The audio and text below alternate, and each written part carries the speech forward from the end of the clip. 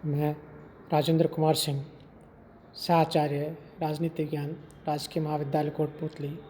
आज हम first year के फर्स्ट पेपर में अधिनायक तंत्र तानाशाही का अध्ययन करेंगे।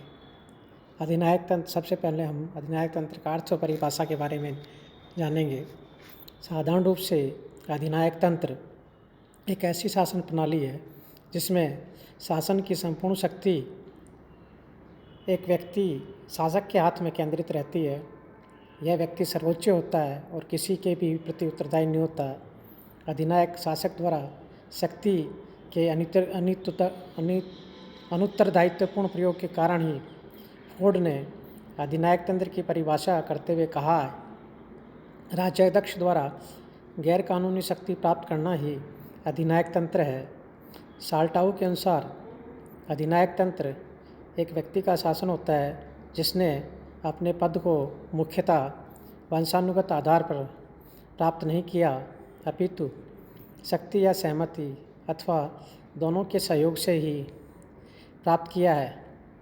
वह निरपेक्ष प्रभुसत्ता प्राप्त करता है और इसका प्रयोग वह कानून के बजाय मनमाने आदेशों को लागू करके करता है। अपनी प्रकृति से अधिनायक तंत्र मूलतः एक अवैध एवं असंवैधानिक शासन होता है। इस दृष्टि से यह अन्य सभी शासन प्रणालियों से भिन्न होता है।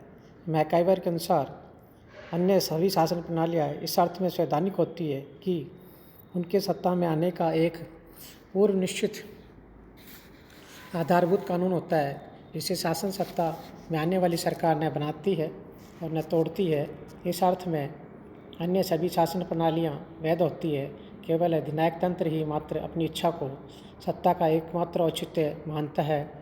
समाज की सभी अवस्थाओं में व्यक्तियों की सत्ता के स्रोत को खोजने में अभिरुचि नहीं रही है। उन्होंने इसे कभी समुदाय में अथवा ईश्वर की इच्छा में अथवा पवित्र रूढ़ियों में पाया है। अधिनायक तंत्र इस प्रकार की अभिरुचि की उपेक्षा करता है। यह अपने अस्तित्व को इस बारे में एकमात्र स्वीकार्य उत्तर मानता है। यद्यपि अधिनायक तंत्र को परिभाषित करने में और उसके अर्थ को समझने में एक विशेष कठिनाई यह आती है कि प्राचीन काल से आधुनिक युग तक अधिनायक तंत्र के अनेक रूप दिख पड़ते हैं, तो भी यह इन विभिन्न प्रकारों के अधिनायक तंत्रों में ऐसे कुछ विशिष्ट लक्षण दिख पड़ते हैं जिनके आधार पर अधिनायक तंत्र के अर्थ को समझने में मदद मिलती है। अपनी स्थापना की प्रक्रिया की दृष्टि से अधिनायक तंत्र एक अवैध व असंवैधानिक शासन प्रणाली होती है जिसे अपने अस्तित्व की रक्षा के लिए भी सदैव राज्य के भौतिक बल की अत्यधिक ज़रूरत रहती है। यह शासन प्रणाली राज्य और समाज में भेद नहीं करती और सत्ता के पूर्ण केंद्रीकरण में विश्वास रखती है। एक ऐसी समग्रतावादी राज्य व्यवस्था की स्थापना करता है जो व्यक्ति और समुदायों की स्वतंत्रता के स्थान पर उनके कर्तव्यों एवं दायित्वों पर बल देती है। आधुनिक काल में हम अधिनायक तंत्र को एक ऐसी शासन प्रणाली कह सकते हैं जो लोकतंत्र से एकदम विपरीत प्रकार की होती है। संक्षेप में अधिनायक तंत्र एक ऐसी शासन प्रणाली है जो अपने प्रारंभ से अंत तक समस्त सुधारवादी मूल्यों एवं चिंतन की विरोधी है। अब हम अधिनायक तंत्र के सिद्धांत, लक्षण और विशेषताओं पर चर्चा करेंगे। अधिनायक तंत्र का आधारभूत दर्शन अतिशासन, सर्वाधिकारवाद व सत्ता का पूर्ण केंद्रीकरण है। अधिनायक तंत्र राज्य के सार्वभौमिक सिद्धांत में विश्वास करता है। इस प्रकार अधिनायक तंत्र उदारवादी संविधानवाद का विरोधी सिद्धांत है। अधिनायक तंत्र के आधारभूत सिद्धांत और लक्षण इस प्रकार है। नंबर 1, सर्वाधिकारवाद का समर्थन।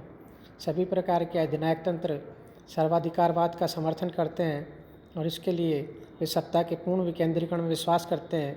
इस प्रकार अधिनायक तंत्र निरंकुश शासन की स्थापना भी करता है।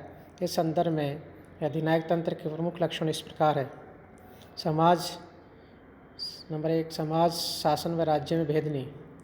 अधिनायक तंत्र का समाज, शासन व राज्य में कोई अंतर नहीं करता, अतः राज्य की समस्त शक्तियों का प्रयोग शासन द्वारा किया जाता है और शासन व्यक्ति के सामाजिक जीवन में भी पूर्ण हस्तक्षेप करता है। नंबर 2, साव्य सिद्धांत में आस्था। अधिनायक तंत्र राज्य को एक शरीर मानता है और व्यक्ति को उसका अंग। इस प्रकार वह राज्य को साध्य और व्यक्ति को साधन मानता है। अतः अधिनायक तंत्र में व्यक्ति की स्वतंत्रता का अंत कर दिया जाता है।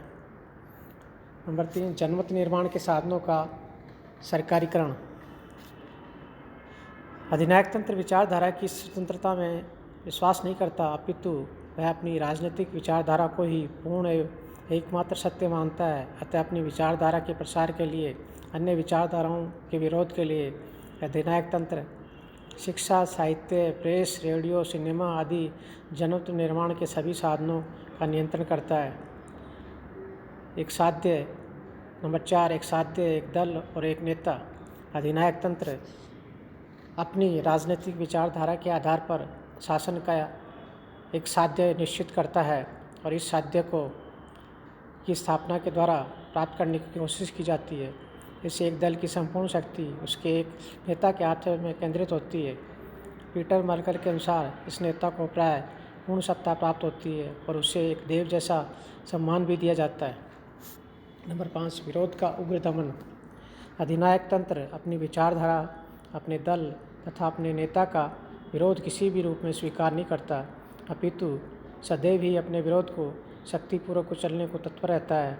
अतः अधिनायकवाद में गुप्तचर व्यवस्था का विशेष महत्व होता है।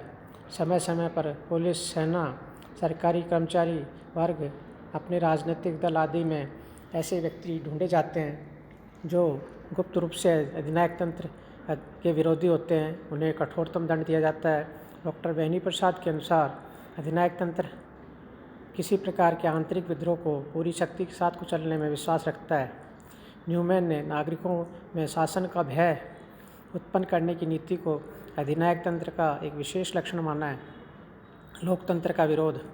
अधिनायक तंत्र के आधारभूत सिद्धांत लोकतंत्र से एकदम भिन्न व विपरीत है। अतः यह लोकतंत्र की निंदा और विरोध करता है। फासिस्ट नाजी अधिनायक तंत्र, दक्षिणपंथी अधिनायकवाद और वे लोकतंत्र को अयोग्यता का शासन तथा शक्तिहीन शासन मानते हैं, किंतु साम्यवादी अधिनायक तंत्र वामपंथी अधिनायकवाद है और यह लोकतंत्र को श्रमिक विरोधी तथा पूंजीवादी शासन मानता है।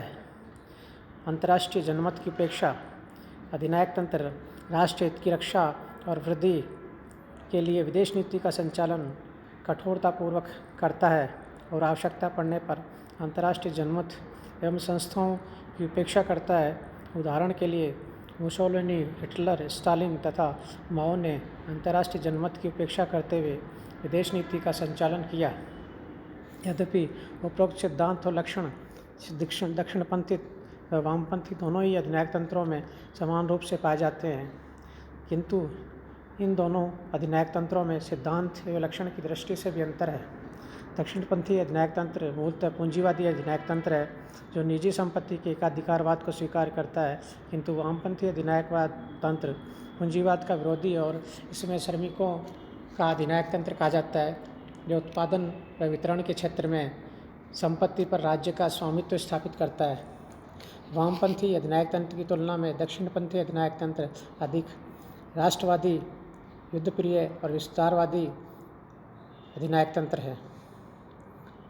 अब हम चर्चा करेंगे अधिनायक तंत्र का इतिहास एवं वर्गीकरण। अधिनायक तंत्र का इतिहास। अधिनायक तंत्र एक प्राचीन शासन प्रणाली है और यूनान में संकट काल का मुकाबला करने के लिए अस्थायी तौर पर अधिनायक तंत्र की स्थापना की परंपरा थी। इस प्रकार की व्यवस्था प्राचीन रोम गणराज्य में थी, किंतु आगे चलकर शासकों ने परिस्थितियों का अनुचित लाभ उठाकर अधिनायक तंत्र को स्थायी रूप प्रदान कर दिया। प्राचीन अधिनायक तंत्रों की स्थापना नीति कुशल व युद्ध प्रवीण नायकों द्वारा की जाती थी। यह उल्लेखनीय है कि यह परंपरा पिछली शताब्दी तक बनी रही। ब्रिटेन में क्रॉमवेल और फ्रांस में नेपोलियन बोनापार्ट परंपरागत अधिनायकों की सूची में आते हैं। वर्तमान शताब्दी में अधिनायक तंत्र ने नए रूप धारण किए हैं। प्रथम विश्व युद्ध के बाद यूरोप के अनेक राज्यों में दलीय अधिनायक तंत्र की स्थापना हुई। युद्ध के दौरान ही रूस में लेनिन के नेतृत्व में साम्यवादी अधिनायक तंत्र की स्थापना हुई और युद्ध के बाद इटली और स्पेन में क्रमशः मुसोलिनी और फ्रांको ने फासिस्ट अधिनायकवाद की स्थापना की तथा जर्मनी में हिटलर ने नाजी तानाशाही की स्थापना की। द्वितीय विश्व युद्ध के तुरंत बाद फासिस्ट व नाजी तानाशाही का बड़ी मात्रा में पतन हुआ, किंतु साम्यवादी तानाशाही का विकास हुआ। द्वितीय विश्व युद्ध के बाद एशिया अफ्रीका में सैनिक अधिनायक तंत्र भी प्रचलित हुआ, किंतु यह स्थायी रूप ग्रहण नहीं कर पाया। यह उल्लेखनीय है कि वर्तमान काल में सोवियत संघ व इसके पूर्वी यूरोप के साथी राज्यों में साम्यवादी अधिनायक तंत्र का पतन हुआ और इसके स्थान पर लोकतंत्र की स्थापना हुई। अब हम अधिनायक तंत्र का वर्गीकरण की चर्चा करेंगे। व्यक्तिगत अधिनायक तंत्र, इस प्रकार का अधिनायक तंत्र पिछली शताब्दी तक दृष्टिगोचर होता था। इसकी स्थापना नीति कुशल युद्ध प्रवीण नायक द्वारा की जाती है। नायक की इच्छा सर्वोच्च अनुल्लंघनीय मानी जाती है। फ्रांस में नेपोलियन बोनापार्ट का शासन इसी प्रकार का था। नंबर 2, दलीय अधिनायक तंत्र। इस प्रकार के अधिनायक तंत्र की स्थापना दलीय आधार पर की जाती है। दलीय अधिनायक तंत्र दो प्रकार का होता है, समाजवादी और पूंजीवादी। वर्तमान में सोवियत संघ और उत्तरी Korea, Vietnam, Poland, Hungary, Yugoslavia, Romania, Bulgaria, Czechoslovakia, पूर्वी जर्मनी, अल्बानिया, क्यूबा की साम्यवादी तानाशाही इस प्रथम प्रकार का उदाहरण रही है। इसके विपरीत दक्षिण अफ्रीका, पुर्तगाल, स्पेन आदि फासिस्ट तानाशाही द्वितीय प्रकार का उदाहरण रही है। सैनिक अधिनायक तंत्र, इस प्रकार के अधिनायक तंत्र की स्थापना सेना किसी अधिकारी द्वारा सेना की मदद से की जाती है। द्वितीय विश्व युद्ध के बाद इंडोनेशिया, यूनान, म्यांमार, संयुक्त अरब गणराज्य, Libya, Ethiopia, Somalia, Sudan, Uganda, Ghana, Pakistan, Afghanistan, Bangladesh आदि में इसी प्रकार का अधिनायक तंत्र रहा है। आधुनिक शताब्दी में मुख्यतः दलीय अधिनायक तंत्रों और सैनिक अधिनायक तंत्रों के उदय और पतन के उदाहरण दिख पड़ते हैं। एलन बॉल ने इन दोनों अधिनायक तंत्रों को क्रमशः सर्वाधिकारवादी अधिनायक तंत्र एवं स्वेच्छाचारी अधिनायक तंत्र कहा है। यह उल्लेखनीय है कि समृद्धतावादी अधिनायक तंत्र मुख्यतः यूरोप में स्थापित हुआ और अफ्रो एशियाई महाद्वीपों में स्वेच्छाचारी अधिनायक तंत्रों की परंपरा अधिक रही है।